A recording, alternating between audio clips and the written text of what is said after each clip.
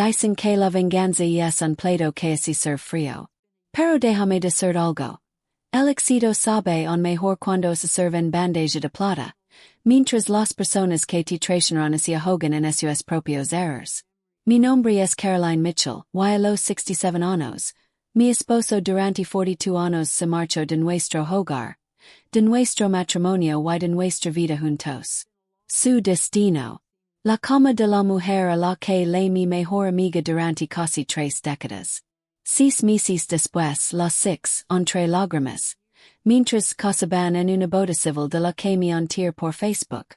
Pero aquí está lo que ellos no vieron venir. Lo que nadie vio venir, en ni siquiera yo. Hoy 5 años después, estoy sentada en mi casa frente al lago. No en el pequeño rancho de 2 habitaciones que David y yo compartimos, sino en una casa contemporánea hecha a medida, con ventanas del suelo al techo con vista al lago Michigan. Mi socio comercial Richard, el ex esposo de Pamela. Nuestra empresa valuada en $3 millones y en crecimiento.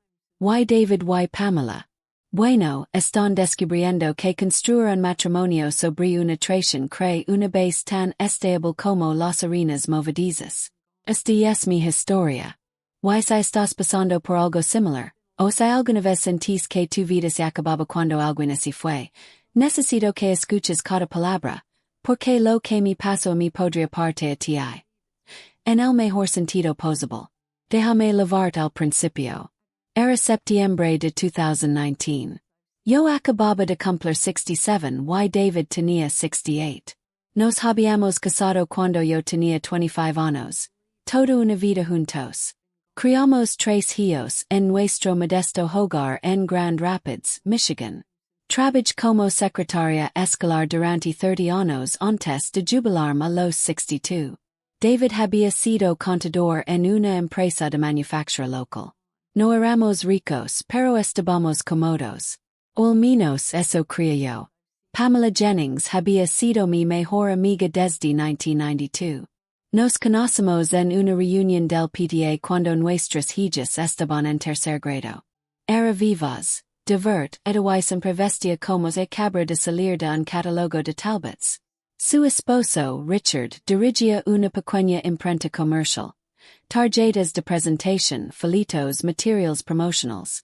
Pamela era agente inmobiliaria. Aunque para entonces ya estaba semi-retirada. Los cuatro, David, Pamela, Richard y yo, éramos inseparables. Cenas los viernes por la noche. Viajes de vacaciones a Door County, Wisconsin, fiestas navideñas. Nuestros hijos crecieron juntos. Celebrábamos aniversarios juntos. Estuvimos el uno para el otro durante la muerte del padre de Richard, la batalla de mi madre contra el cáncer de mama, la cirugía de reemplazo de rodilla de David. Confiaba en esas personas con mi vida. Y eso es lo que hace que la traición sea tan devastadora, verdad. No es solo el acto en sí. Es el quiebra total de todo lo que creas verdadero. La primera grita en mi realidad llegó una noche de martes en septiembre. David dijo que iba a Home Depot a comprar unos materials para un estante que estaba construyendo en el garage. Nada inusual. Desde que se había jubilado, hacía pequeños proyectos en casa.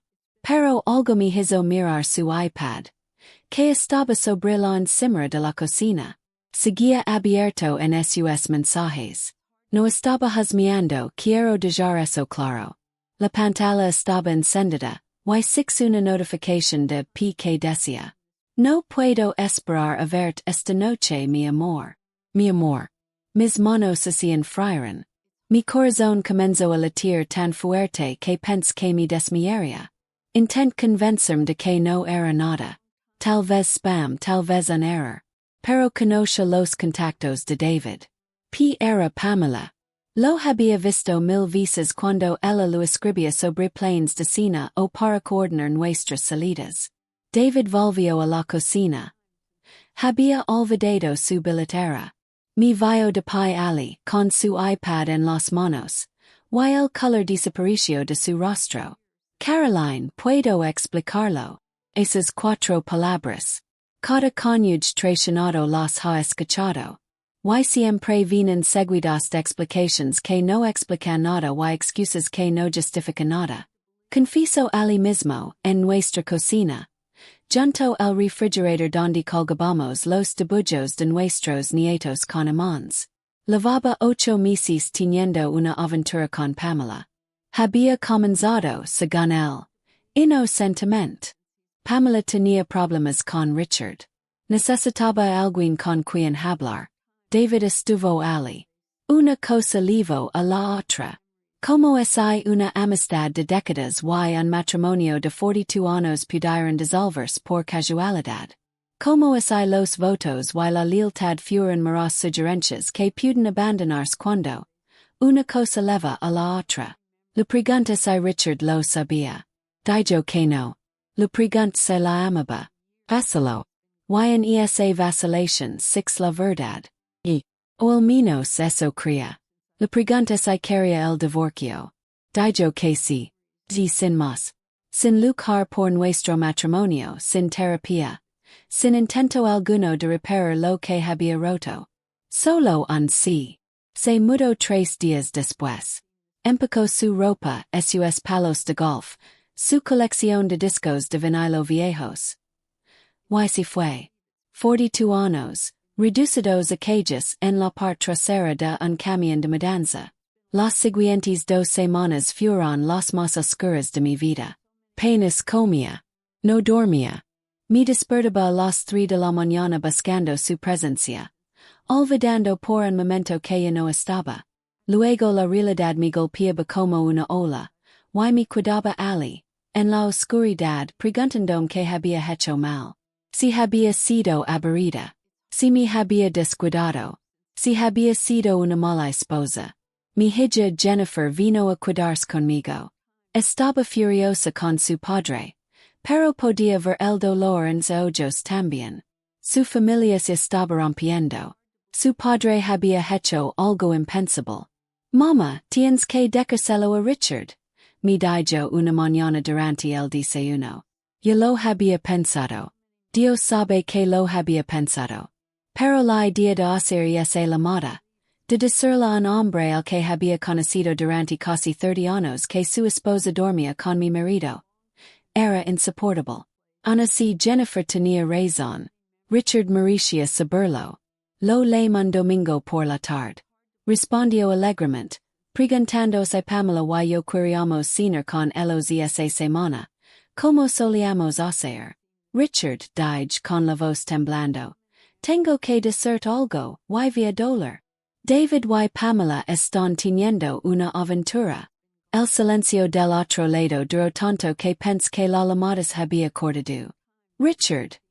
Sigus ahi. ¿Cuánto tiempo? Respondió con voz hueca. David dice, 8 meses. Yo me enteré hace 2 semanas. 8 meses. Repitió, como si tratara de comprender un idioma extranjero. 8 meses, y no tenía idea. Hablamos durante una hora. Me contó que Pamela había estado distante últimamente, pero pensó que era por el trabajo. Había empezado a ir al gimnasio. A tener citas nocturnas con clientes. Todos los clichés de una infidelidad. Y no había visto ninguno. La confrontó esa misma noche. Ella no lo negó. Según me contó después. Hasta parecía aliviada de tenerlo todo el descubierto. Quería el divorcio también. Estaba enamorada de David. Iban a construir una vida juntos. Me sentí enferma no solo por mí sino también por Richard. 2 matrimonios destruidos. 2 familias fracturadas. ¿Y para qué? Por una fantasía de nuevo amor en la tercera edad. El proceso de divorcio fue rápido y cruelmente eficiente. David quería terminarlo cuanto antes. Yo no lo detuve. ¿Para qué? No se puede obligar a alguien a amarte. No se puede encadenar a alguien a un matrimonio del que querer. Dividimos los bienes. La casa quedó para mí. Él no la quería de todos modos. Dijo que tenía demasiados recuerdos. Nuestras cuentas de retiro se dividieron. 42 años, convertidos en columnas en una hoja de cálculo. El divorcio de Richard fue igual de rápido. Pamela estaba ansiosa por avanzar con su nueva vida. 6 meses después de que David saliera por la puerta de mi cocina, él y Pamela se casaron. Una pequeña ceremonia civil. Me enteré cuando mi amiga Linda me envió una captura de pantalla de Facebook. Pamela había publicado una foto firmando la licencia de matrimonio. Ambos sonriendo como adolescentes. Comenzando nuestra nueva aventura juntos. Miré esa foto durante mucho tiempo. David se veía feliz. Sinceramente feliz. Eso fue lo que más dolió. No que se hubiera ido, sino que parecía estar mejor sin mí. Los 3 días seguidos.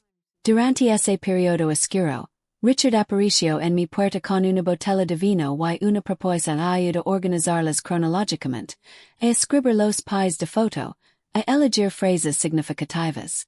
Cuando Richard entregó los libros terminados 2 semanas después, Dorothy Loro sostuvo esos libros como si fueran tesoros.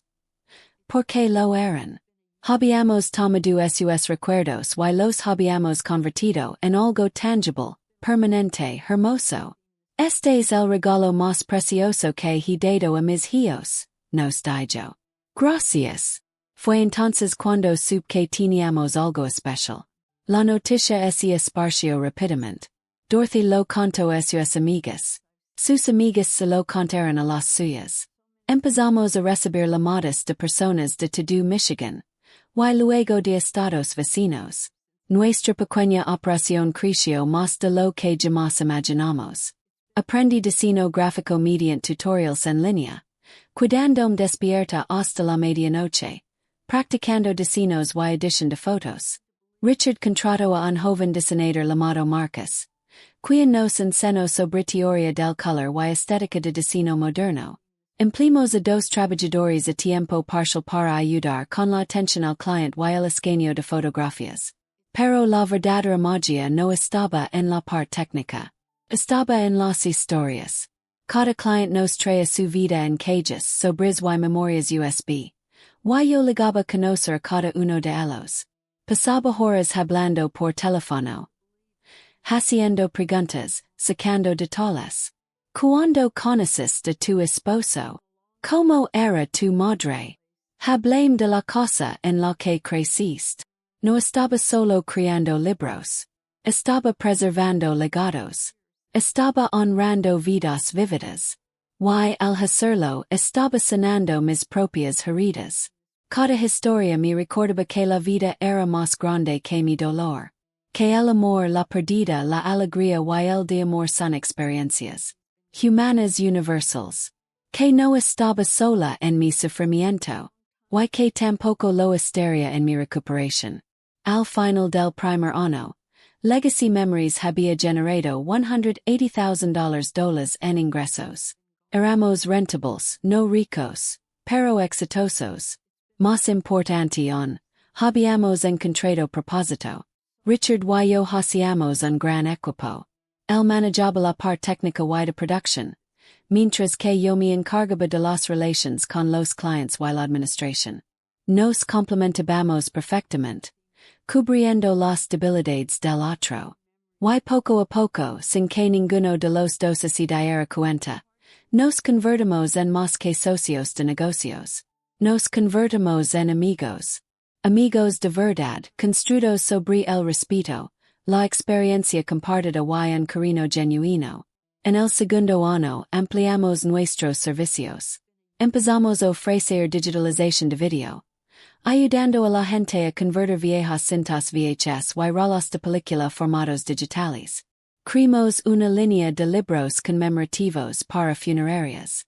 Desarrollamos alianzas con servicios de genealogía para ayudar a las personas a crear libros de historia familiar completos. También comenzamos a ofrecer talleres de preservación de recuerdos en centros comunitarios y bibliotecas. Yo me paraba frente a salas llenas de personas mayores y les enseñaba cómo organizar sus fotos, cómo entrevistar familiares para recopilar historias, cómo preservar documentos frágiles. Estos talleres se volvieron increíblemente populares. No solo porque la gente quería preservar sus recuerdos, sino porque anhelaban conexión y comunidad. Muchos de los asistentes eran como yo. Divorciados, viudos o solos. Legaban con sus cajas de fotos. Iban con nuevos amigos y planes para tomar café juntos. Nuestro negocio se convirtió en más que un servicio. Se transformó en un punto de encuentro para personas que se redescubrían a sí mismas en la madurez. Richard y yo nos mudamos a un espacio más grande. Contratamos 6 empleados a tiempo completo y una docena de medio tiempo. Invertimos en equipos de impresión de última generación. Lanzamos un sitio web sofisticado con capacidad de pedidos en línea. Al final del segundo año, nuestros ingresos alcanzaron los $650,000. Fuimos destacados en una revista de Grand Rapids en un artículo sobre negocios locales exitosos. La gente empezó a reconocerme en el supermercado, no como la mujer a la que su marido había dejado, sino como la fundadora de Legacy Memories. Ese cambio de identidad fue profundo. Yo no estaba definida por lo que me habían hecho, sino por lo que estaba construyendo. Dirigir un negocio exitoso me cambió de maneras que nunca imaginé. Me volví más segura, más decidida. Aprendí a confiar en mis instintos y a tomar decisiones difíciles. Tuve que negociar contratos, manejar empleados, lidiar con clientes complicados. Nada de eso me salía de manera natural. Había pasado mi carrera como secretaria escolar, donde mi trabajo era apoyar a otros, no liderar. Pero descubrí que era buena liderando. Buena para ver el panorama general mientras atendía los detalles. Buena para hacer que la gente se sintiera escuchada y valorada. Todos esos años apoyando a maestros, alumnos y administradores me habían enseñado habilidades que no sabía que tenía. Mi relación con Richard también evolucionó. Ya no éramos solo socios. Éramos amigos genuinos. Celebrábamos los éxitos del otro. Nos apoyábamos en los desafíos y entendíamos el dolor del otro de una forma que nadie más podía. A veces la gente preguntaba si estábamos saliendo. No lo estábamos. Ninguno de los dos tenía interés en relaciones románticas.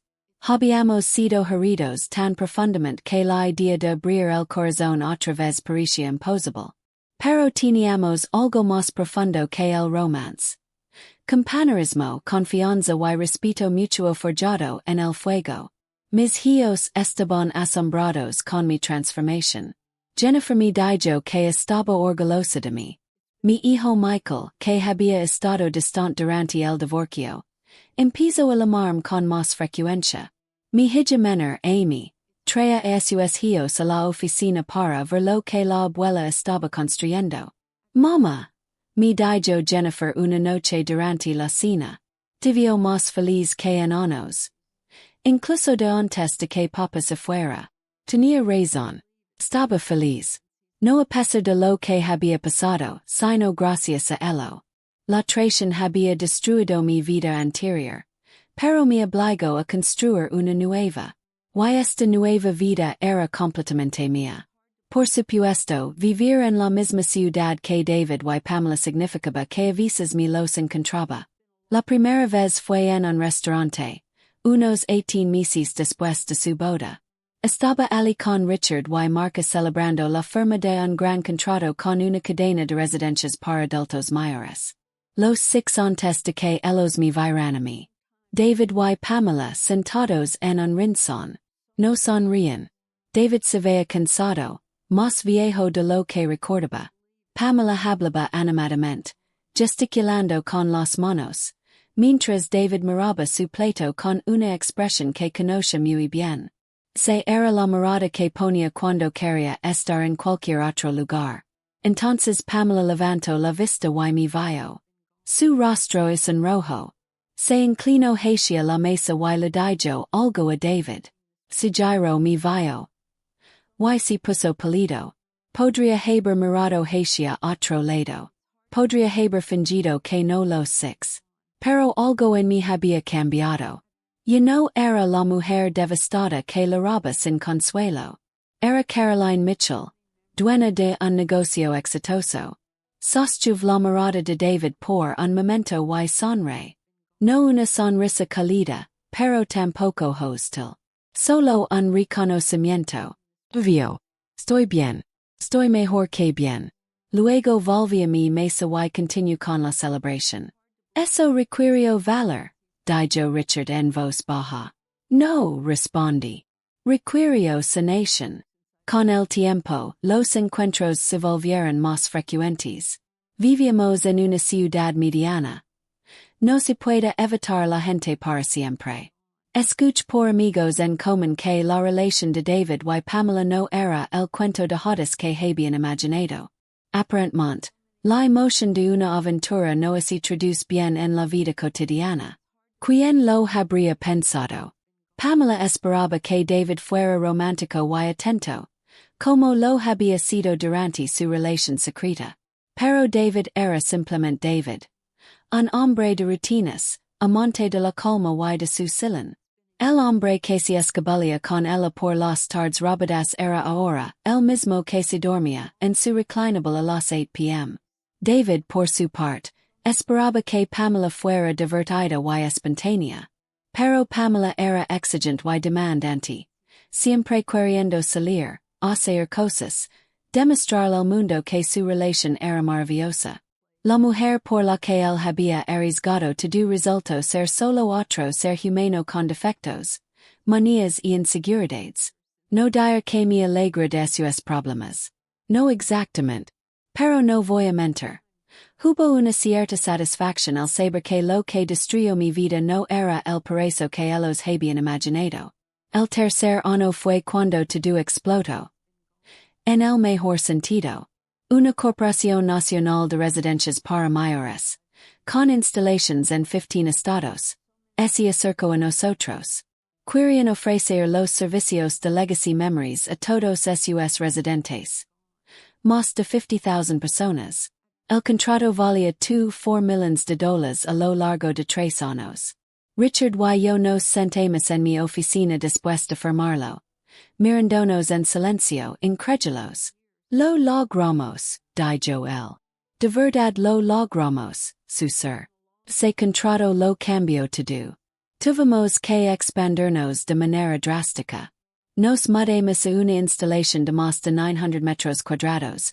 Contratamos a todo un equipo, incluyendo a un director de operations, para ayudar a manejar las operations. Invertimos en equipos de grado comercial. Desarrollamos un programa de capacitación para poder replicar nuestros servicios en múltiples ubicaciones. Mi salario pasó de ser modesto a ser sustancial. Richard y yo empezamos a ganar ingresos de 6 cifras. A los 71 años, estaba ganando más dinero del que jamás imagined posible. Pero más allá del dinero, era el impacto lo que me llenaba. Ahora estábamos preservando recuerdos para miles de personas. Dábamos empleo a 40 trabajadores, la mayoría de nuestra comunidad. Habíamos creado algo con verdadero significado. Ese año compré mi casa junto al lago, la moderna vivienda de diseño contemporáneo que mencioné al principio. Era todo lo que mi antigua casa no era. Moderna, espaciosa, llena de luz. La meuble exactamente como yo quería, sin compromisos ni considerations por el gusto de nadie más. Cada habitación era mía. También empecé a viajar. Richard y yo hicimos un viaje a Italia, no como pareja, sino como amigos, celebrando nuestro éxito. Comimos pasta en Roma, recorrimos venados en la Toscana y remos hasta que nos dolieron los costados. La vida había vuelto a ser plena, rica, significativa. El cuarto año trajo un drama inesperado. Escuché por medio de conocidos que David y Pamela estaban atravesando seriosos problemas financieros. Pamela había dejado su trabajo en bienes raíces para centrarse en el matrimonio. Pero eso significaba que vivían únicamente del fondo de pensión y del seguro social de David. Habían solicitado una hipoteca inversa sobre la casa que Pamela obtuvo en su divorcio de Richard, Y ahora estaban teniendo dificultades para pagarla. Mientras tanto, Richard y yo habíamos aparecido en varias publications empresariales. Nuestro éxito era de dominio público. Era imposible no entrar si vivías en Grand Rapids. Sabía que eso debía de estar carcomiendo a David por dentro. Su esposa, su ex esposa, era ahora una exitosa empresaria milenaria. La mujer a la que había dejado por ser aburrida y rutinaria había transformado por completo su vida, y él estaba atrapado en las consecuencias de sus decisiones. Entonces, un día David me llamó. No había hablado con él en más de 3 años. Caroline, dijo, con voz vacilante, sé que probablemente no quieres saber de mí. ¿Qué quieres, David? Preguntó. Escuch sobre tu negocio, sobre el éxito que has tenido. Me alegra mucho por ti. Esperé. Sabía que había más.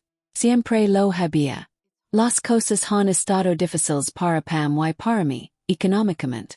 Me preguntaba si quizás legacy memories necesitaría un contador a medio tiempo. Podría ayudar con los libros. No, dije firmemente. Caroline, por favor. Sé que te has dano, pero podemos 42 años juntos. Eso debe significar algo. Estoy pasándolo mal. ¿Why tú estás tan bien? ¿Pensaste que, David? Que te debía algo. Que debía darte un trabajo después de lo que hiciste. Pens que podrías estar dispuesta a ayudar a un viejo amigo. Mire. Realmente mire. No somos amigos, David. No somos nada. Tú elegiste. Me dejaste por Pamela. Construiste tu nueva vida. Ahora vívela. No me vuelvas al amor. Me temblaban las manos. Pero me sentí poderosa. Me había defendido. Había recusado ser la Caroline comprensiva y complaciente que siempre ponía las necesidades de los demás antes que las suyas. Richard me abrazó cuando lo conté sobre la llamada. Estoy orgulloso de ti, me dijo. Para el quinto año, Legacy Memories estaba valorada en $8.3 millones. Varias empresas se habían acercado para comprarnos. Richard y yo lo discutimos seriamente. Podíamos vender, marcharnos con millones y retirarnos cómodamente. Pero nos dimos cuenta de que no queríamos hacerlo. Este negocio no era solo dinero. Era propósito. Era ver a los clientes llorar de emoción al recibir sus libros. Era escuchar a los empleados decir que este era el mejor trabajo que habían tenido. Era la comunidad que habíamos construido. Decidimos seguir creciendo. Tenía ahora 72 años. Richard, 73. Se suponía que debíamos estar desacelerando, preparándonos para nuestros últimos años. Pero en lugar de eso, estábamos construyendo, expandiéndonos, planeando el futuro. Mis hijos no podían creer la transformación. Mamá, me dijo Amy durante una cena familiar, eres como una persona completamente diferente. No la corregí. Soy más yo misma que nunca. Solo que no sabía que esta versión de mí existía. Esa era la verdad. La vieja Caroline, la esposa de David, la secretaria escolar servicial, la mujer que hacía sentir cómodos a los demás. Era real, sí, pero incompleta. Perderlo todo me obligó a descubrir las partes de mí que nunca había usado. El courage, la visión, el liderazgo, la fuerza. Hoy, mientras me siento en mi casa junto al lago mirando el atardecer sobre el agua, pienso en el viaje. Hace 5 años estaba devastada, rota. Realmente creí que mi vida había terminado. Me habían desecado después de 42 años de matrimonio, reemplazada por alguien en quien confiaba completamente. Pero ese final fue, en realidad, un comienzo. Richard y yo dirigimos una empresa multimillonaria. Empleamos a 67 personas. Hemos preservado recuerdos para más de 15,000 familias. Hemos aparecido en revistas empresariales nacionales. Hemos hablado en conferencias sobre emprendimiento tardío. Y David y Pamela. Escuch que se separan el año pasado. El matrimonio que destruyó 2 familias duró apenas 4 años. Pamela volvió a su antigua casa. La del préstamo inverso que apenas puede pagar. David vive en un pequeño apartamento en el centro. Ambos están solos ahora. En sus 70, viviendo con las consecuencias de sus decisiones. No disfruto de su sufrimiento, pero no voy a fingir que no noto la ironía.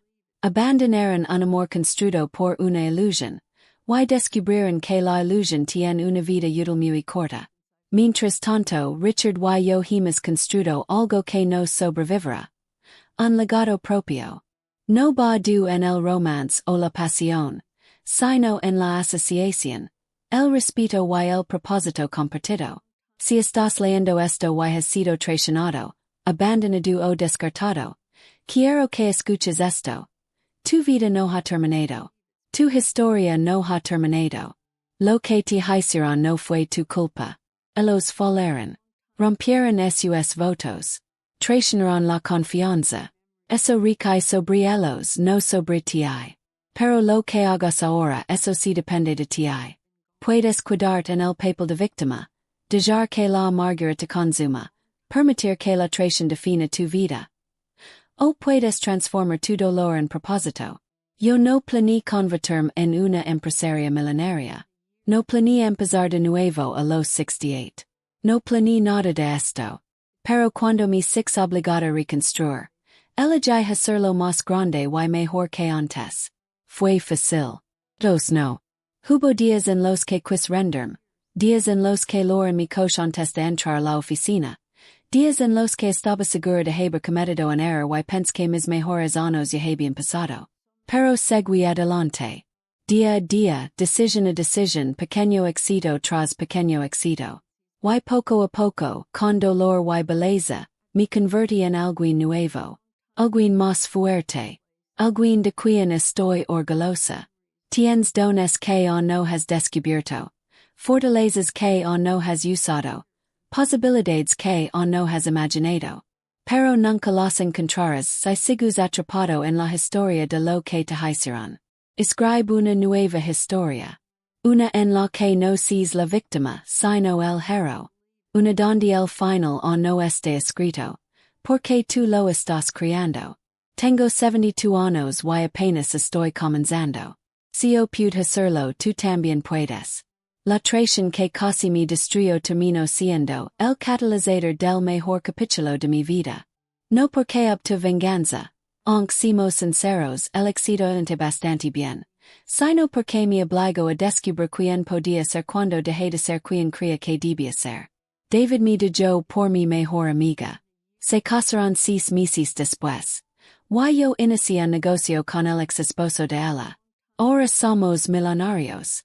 Pero la verdadera victoria no es el dinero. En la casa junto al Lego. En la empresa exitosa. En siquiera la satisfacción de saber que ellos sufrieron mientras yo prosperaba. La verdadera victoria es que me encontré a mí misma.